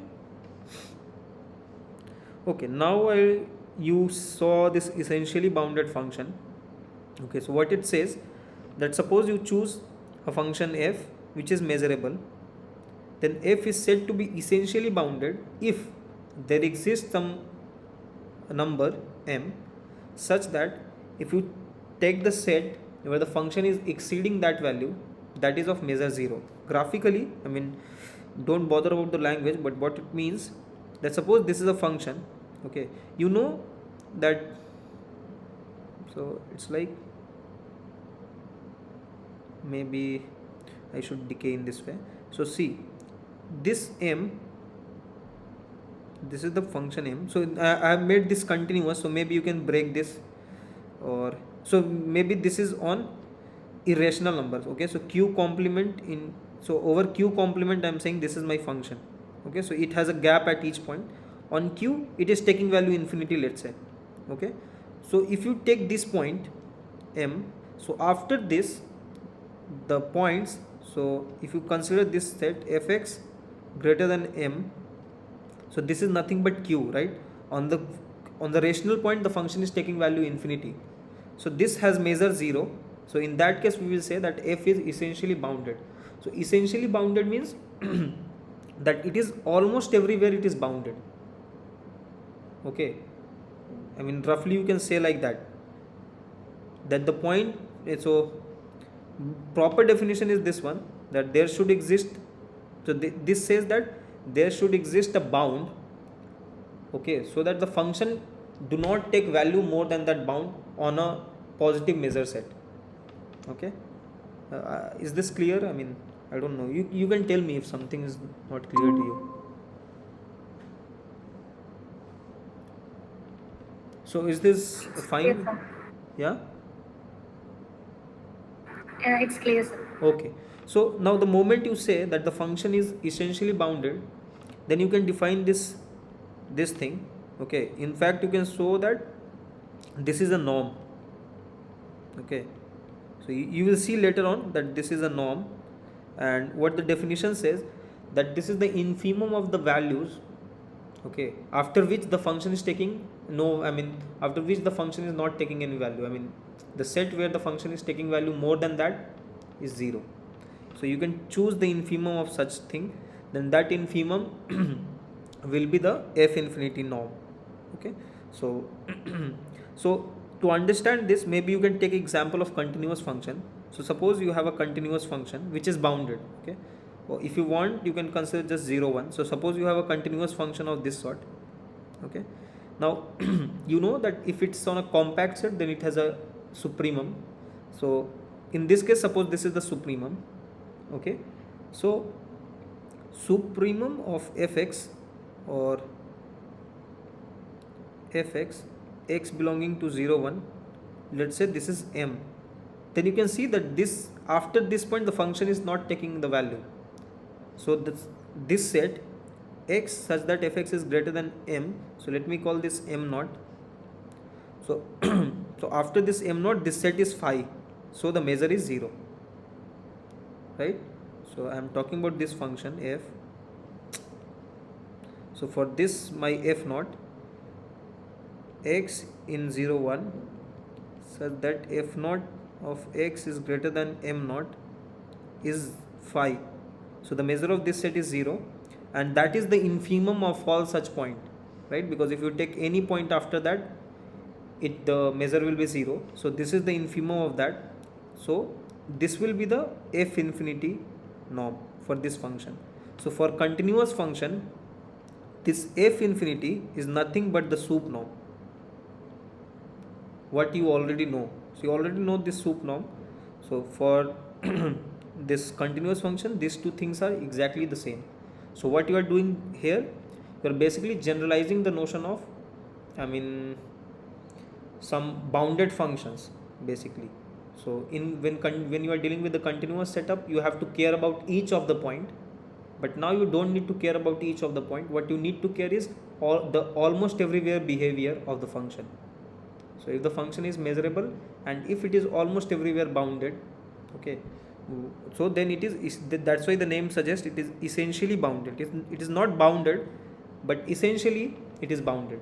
That means almost everywhere it is unbounded maybe. Okay. Okay. Now let me recall the notions of convergence what you have seen. Okay, so suppose you have a sequence of measurable functions. Okay, so almost everywhere convergence means that fnx converges to fx almost everywhere. That means the points the points where it does not converge has measure 0, or precisely you can say, so this is thing that x belonging to x such that fn of x does not converge to fx, this is of negligible size, so mu of this is 0. So this is what it means by almost everywhere convergence. Okay, so let me just read the definition for you. Okay, maybe I should have kept that as it is. Okay, so what it says, that if there exists a set E which is of measure 0 such that on its complement the function is converging everywhere. Okay, so this is what it means. This is another way of writing this thing. Okay. Okay, now let's see about this almost uniform convergence. So suppose you have a real valued measurable function fn and you have a measurable function f as well.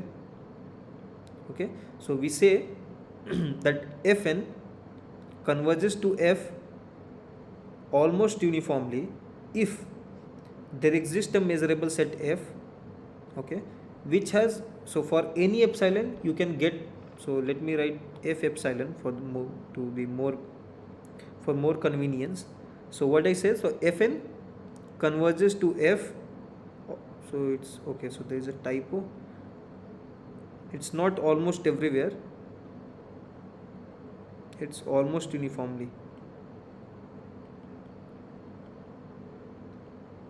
Okay, so fn converges to f almost uniformly if for any epsilon you give there exists a measurable set f epsilon such that the measure of f epsilon is less than epsilon and on the complement the function converges uniformly. Okay, so the convergence on the complement is uniform. just like this one. So here on the complement the convergence was pointwise, here the convergence is uniform. Okay. Okay, and then the convergence in measure can be defined in this way. So Fn converges to F in measure. Okay, so I have not written it here. So in measure, if for any epsilon greater than 0, the limit, so consider this measure.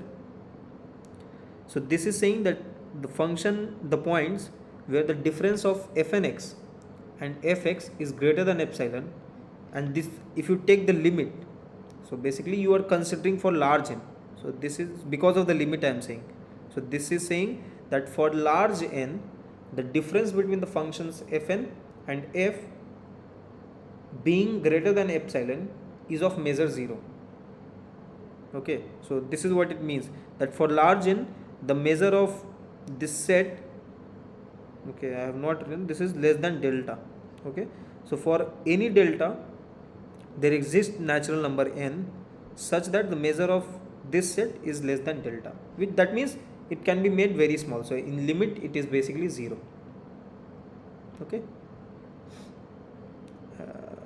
Okay, so in a similar way you can define the Cauchy thing, that a function is Cauchy almost everywhere if there exists a set E such that on that set the function is Cauchy, but on the complement, the complement has measure 0, or the other way around, that if there exists a set E which is of measure 0, but on the complement the functions are Cauchy, the sequence is Cauchy. In a similar way you can define almost uniform Cauchy, that on the complement it is almost, it is uniformly Cauchy. Okay, analogous definition for the Cauchy sequence. Okay.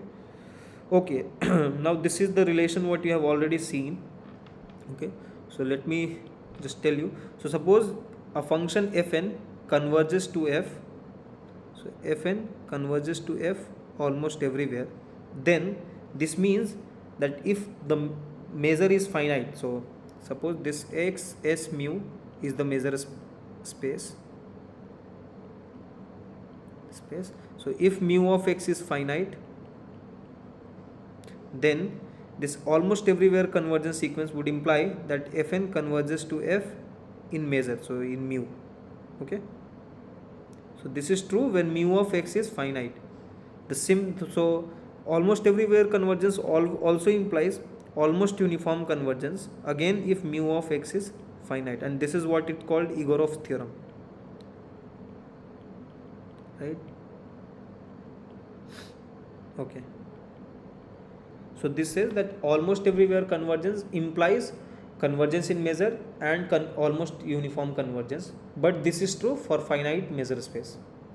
Okay, but now let us see that if Fn converges to F almost uniformly, okay, then that implies that the sequence converges pointwise, right? It is obvious, or obviously uniform convergence, almost uniform convergence implies almost everywhere convergence and convergence in measure as well.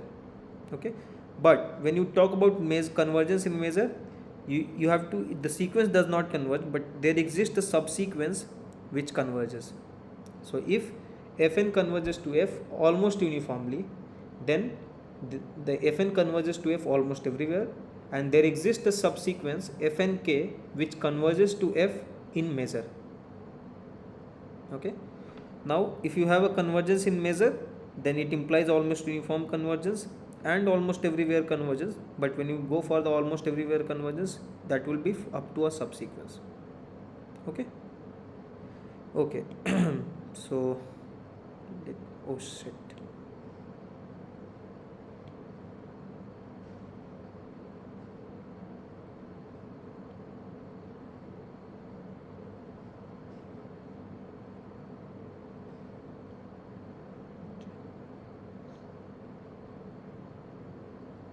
Okay, leave.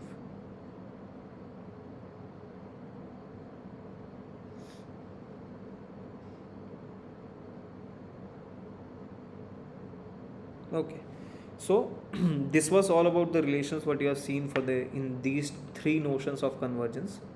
So do you have any doubt in this part, or is this fine? or in the section of convergence. Is everything clear to you, or do you have any doubts?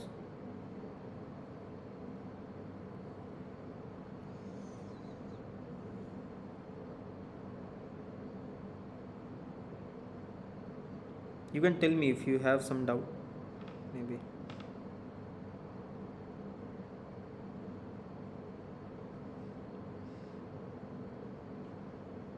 Yeah? Tell me if you have, otherwise I can proceed.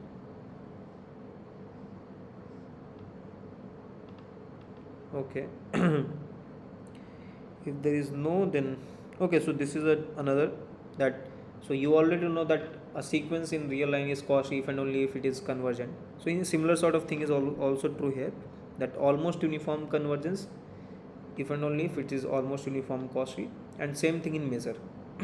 Okay, so Cauchiness implies convergence and convergence implies Cauchiness. Okay, so let us try to see if some problems.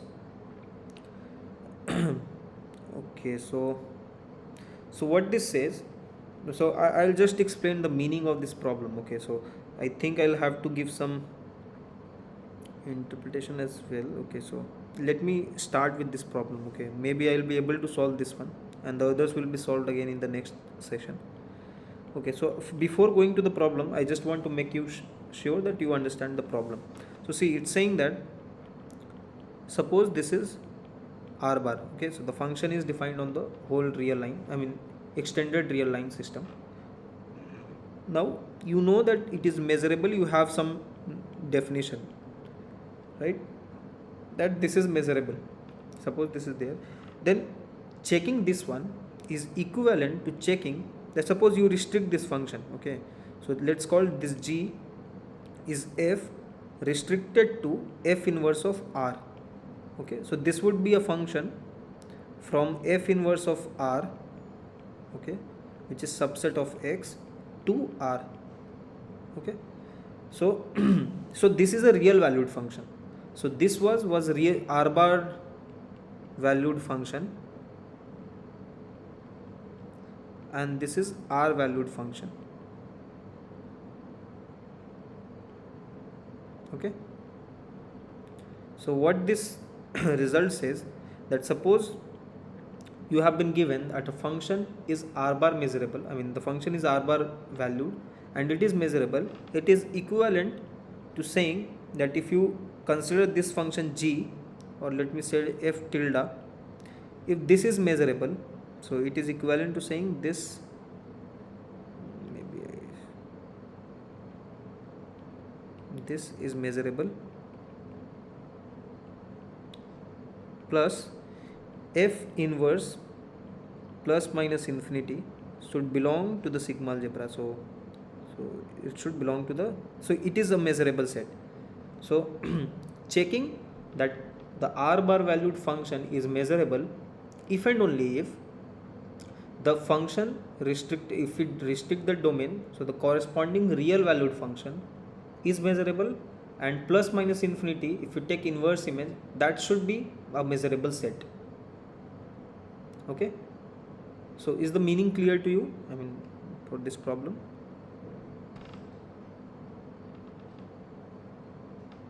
Yeah. Yes, sir.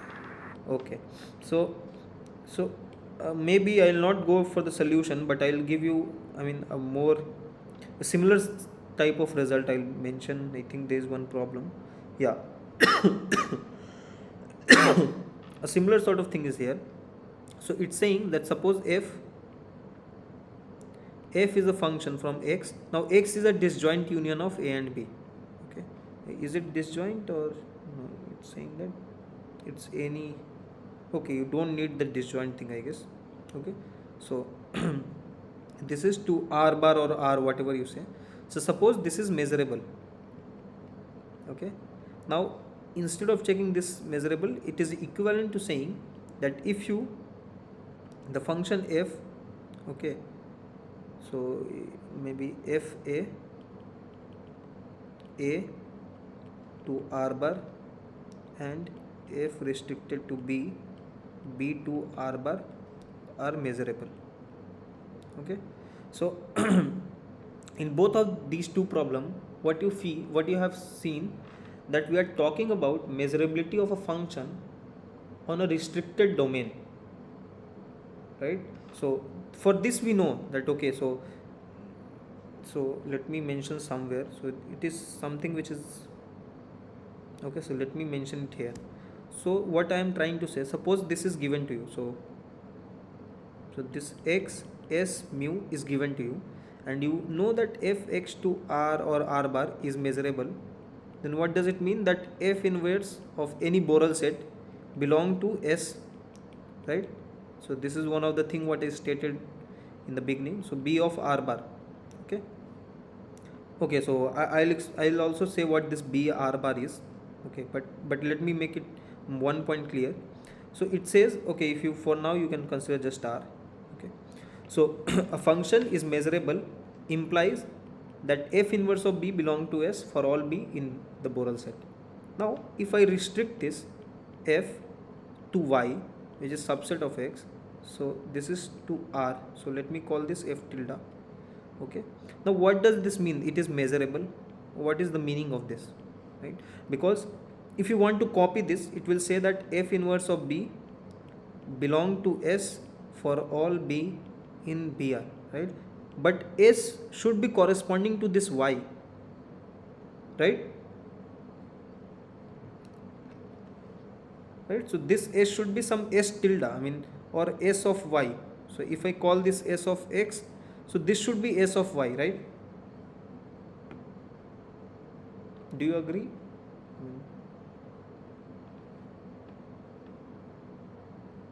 Yeah. Yes, sir. So now to give meaning for this one, so what you can do, you can say that this f inverse of b, if I intersect with y, okay, now I'm not, so this should belong to s, right? So now what I'm doing, I'm not talking about this f inverse of b, but now what I'll talk is f inverse of b, I will intersect with this y so that it is contained in y, right? So did you understand what I did? So here I said that f inverse of b is belonging to this s. Now s is a subset of power set of x, and here is, so, or I mean, okay, I rubbed it off, but sy, what I was saying, it should be power set of y. To make sure that this power set of y, I intersected this with y, so that the elements will be not going outside y, okay. So that's the main thing, I mean, this is one thing what I wanted to say, okay, that if you restrict the domain, how to define the measurability, okay.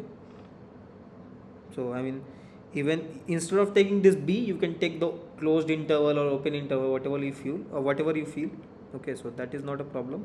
So I am using just for the simplification, I mean, just because this is a good way of writing, that's all, okay. So so this is one thing, and one thing what I wanted to tell you, so far you know what is Borel set of R, I mean, right? So Borel set of R is generated by the open sets of real line, okay. Now I am saying what is B of R bar, okay. So when we started the whole theory, we started with R, right? So we talked of real line, we talked of interval of this sort, right? So every time we were minus infinity to infinity, but we didn't talk about this extended real line system. But as you have seen that when you started with giving the definition of measurability, you included this point, that f inverse of alpha comma infinity. So you included this point just because the function was r bar value, that extended real line, okay. And this is, I mean, this exercise is just to give you the understanding that what it means, that r bar measurable is nothing but it should be r measurable, I mean, the corresponding function, the corresponding r valued function should be measurable, okay, because you know the sets of this b r bar, right? So over here you want to show measurability, then that would imply that f inverse of b belong to s for all s belonging to b r bar, Okay, so this is what it means, measurable. Okay, or in other words, instead of taking this b, you could have taken alpha infinity closed. Okay, so that is one option. And but when you talk about this one, measurability, this means that f inverse of b belong to S for all b belonging to b of R. Here you take alpha comma infinity open. So here you don't include alpha just because it is R value. Okay, so you don't need to bother about plus minus infinity. Okay, so now so the question is, what is this BR bar? So BR you know, because we started off with all those things. So BR bar, so is nothing but, so E, I mean, is a collection of E subset of R bar. Okay, so R bar is nothing but R union plus minus infinity. Okay, such that this set E, if you intersect with R, okay, so this will belong to the Borel sigma algebra R. So it is collection of those subset whose intersection with R will be in the Borel sigma algebra generator, I mean for corresponding to R. Okay, so I mean these two things will be used in solving these problems, so that's why I just wanted to mention this. Okay, from next I'll just start solving the problem. So do you want me to solve any one of the problem, maybe, if you are free? So what do you want? Do you want solution of this, or are you tired?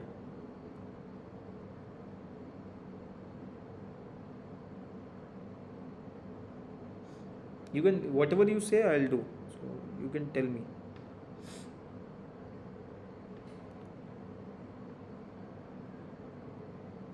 Yeah,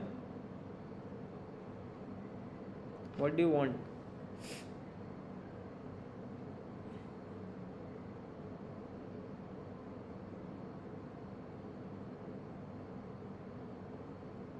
You can speak, I mean it's not a problem.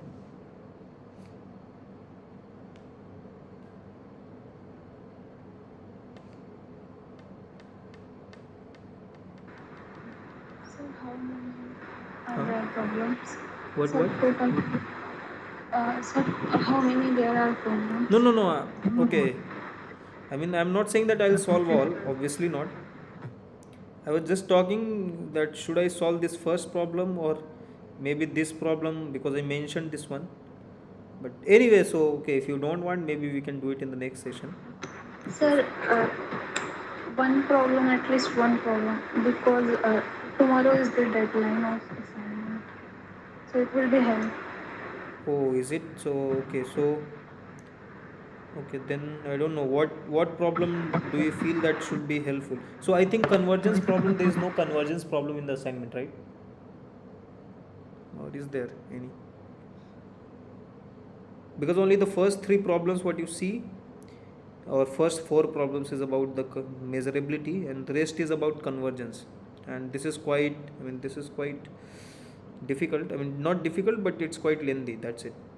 So okay, so I'll not discuss this one maybe. Okay, so I can leave this one. So maybe you can tell me what problem you want, either this one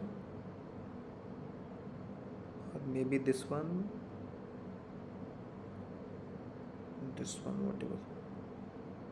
So I mean, maybe, I don't know what problems will help you for the assignment. I'm not sure about that. So maybe you can choose if you have seen the assignments.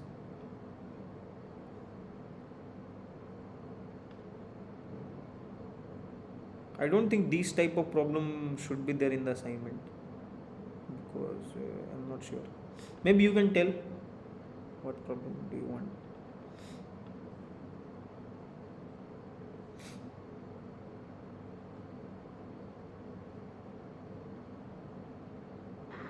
So first one. First one. Okay. Okay, so I hope I have make you understand that what the problem is.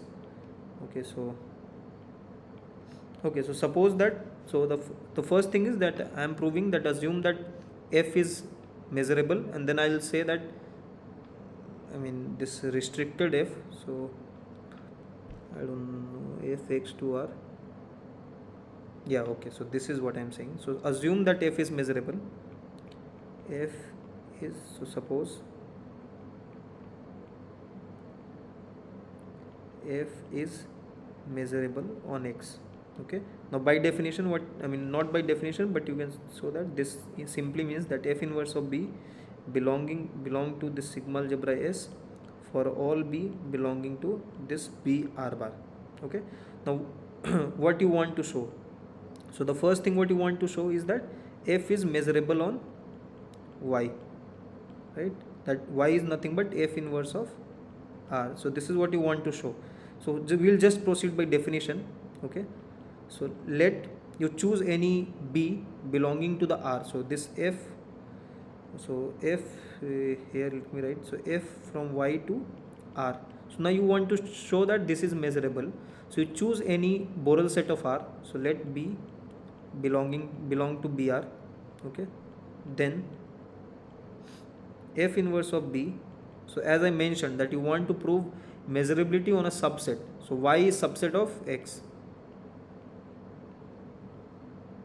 Y is subset of X. So f inverse B intersection Y, if you see, so this is nothing but f inverse B intersection f inverse of R. This is f inverse of B intersection R, and this is nothing but f inverse of B, right? Because B is coming from Borel sigma algebra of R, so B is subset of real line. So this is f inverse of B. Now this is belong to S since f is measurable, right? So okay, so I should not write directly, so let me write it here. So see, so f is measurable. So from here maybe 1 you can say. So f is measurable if, so how should I write? So I think you might be confused with the notation. So let me say this is B tilde or E, let's say. So it says that f inverse of E belong to S for all E belonging to BR. Now E belong to BR bar means that E intersection R belong to BR, right? This is what I said, that what BR bar is. So BR bar is nothing but the sets such that it intersection with R is in BR. So E intersection R belong to BR. So we know that B intersection R, this B belong to BR, right? So that is why this f inverse of B intersection, so from here only I can conclude f inverse of B intersection R. Okay, so because these are the sets of BR bar. So this I can say this, although I started with BR, but using the measurability of f, I can say that this belong to the sigma algebra S. Okay, so this is due to, since f is measurable over measurable on X.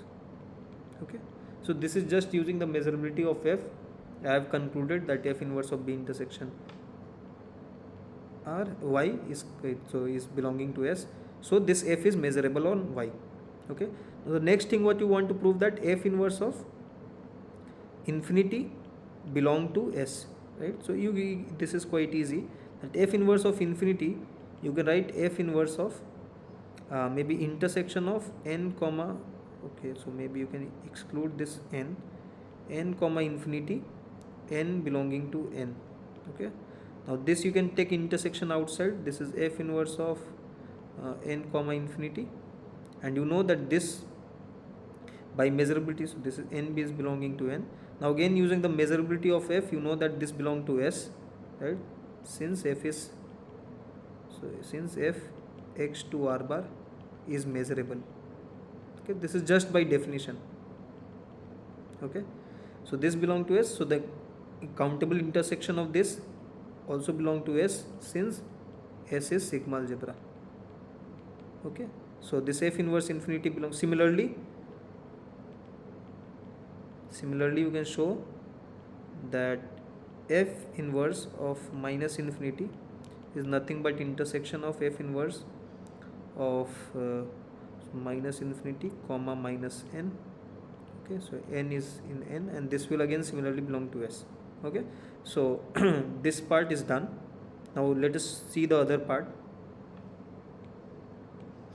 So the converse is, assume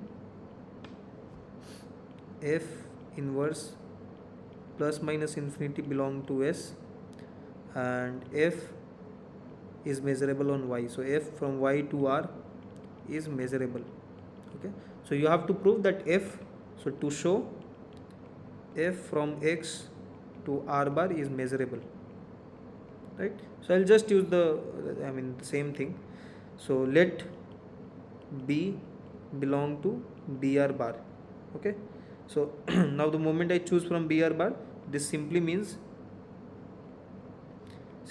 that b intersection r belong to br, right? Now the moment I say b intersection r belong to br, this implies f inverse of b intersection r, okay, this belong to s, since f from y to r is measurable. Okay, because now this is in b of r, so I can write this again. So therefore, so this is there now. So now what you actually wanted to prove that f inverse of b should belong to f inverse of b in should belong to s, right? This is your aim. So now what I can do, f inverse of b I can write as b intersection with r, and then I can include plus minus infinity, right? I can write, because b is subset of r bar, so b belong to br bar, so b is subset of r bar. So now what I'm doing, I'm just splitting this in two parts, b intersection r union plus minus infinity. Okay, that's it. So I splitted this in two parts. Now I can write this as f inverse of b intersection r union f inverse of plus minus infinity.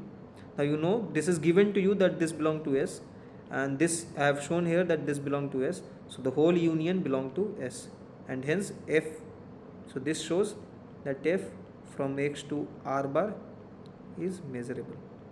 Okay, so the proof is quite easy. Okay, so the only thing what you need to understand is this part, that's it. The proof is just using the definition and the usual stuffs what you do, but this is just to give you clarity that how this r bar function is different from r, measurability, that's it. So checking r bar measurability, that if function is r bar valued, you just need to restrict to r. Okay, and then you check whether the inverse image of plus minus infinity is in the sigma algebra or not, that's it. Okay, so just these are equivalent. Okay, I hope this is clear, or if you have any doubt you can ask maybe.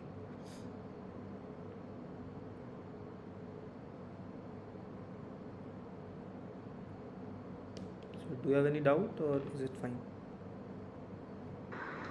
Yes, sir. Okay. Okay, then